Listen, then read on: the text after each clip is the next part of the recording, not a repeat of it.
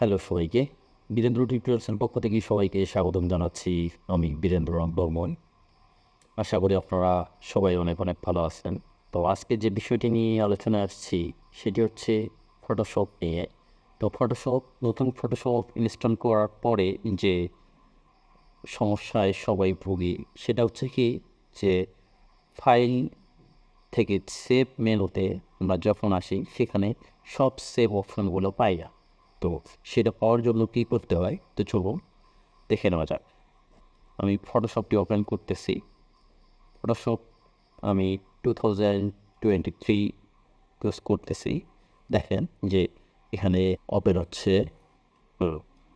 Open হওয়ার পরে suppose আমি একটি ফাইল ওপেন করব।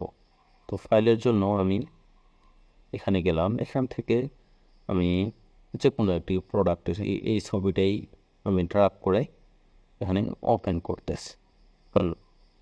ওপেন হওয়ার পরে সাপোজ আপনি এটাকে এডিট করলেন।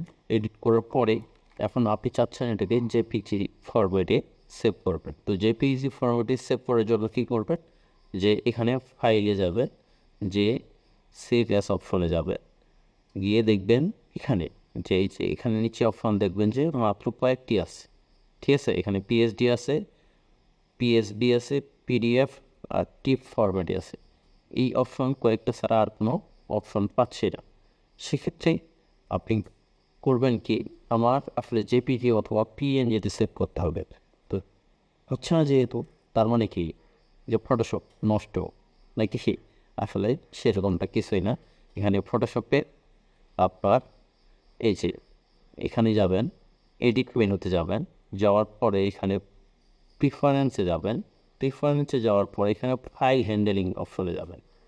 ঠিক আছে, ফাইল হ্যান্ডেলিং অপশনে গিয়ে এখানে দেখবেন, এখানে এনেবল লেগেসি নামে একটি অপশন আছে, সেভ অ্যাস। এখানে ক্লিক করবেন, করার পরে ওকে করে দেবেন। বুম, দেখবেন কাজ হয়ে গেছে। এখন আপনি এখান থেকে ফাইল, সেভ অ্যাস, ঠিক আছে, তারপরে এখানে দেখেন সব অপশন চলে আসছে। ঠিক আছে, এখানে আপনার পছন্দ মতো আপনি আপনার ইচ্ছা মতো ফরম্যাটে সেভ করতে পারবেন। তো ধন্যবাদ। ভিডিওটি ভালো লেগে থাকলে প্লিজ সাবস্ক্রাইব মাই চ্যানেল, আর পাশে থাকা বেল আইকনটি প্রেস করে দিন, যাতে করে নতুন ভিডিও আপলোড হওয়ার সাথে সাথে এই নোটিফিকেশন পেয়ে থাকেন। ধন্যবাদ।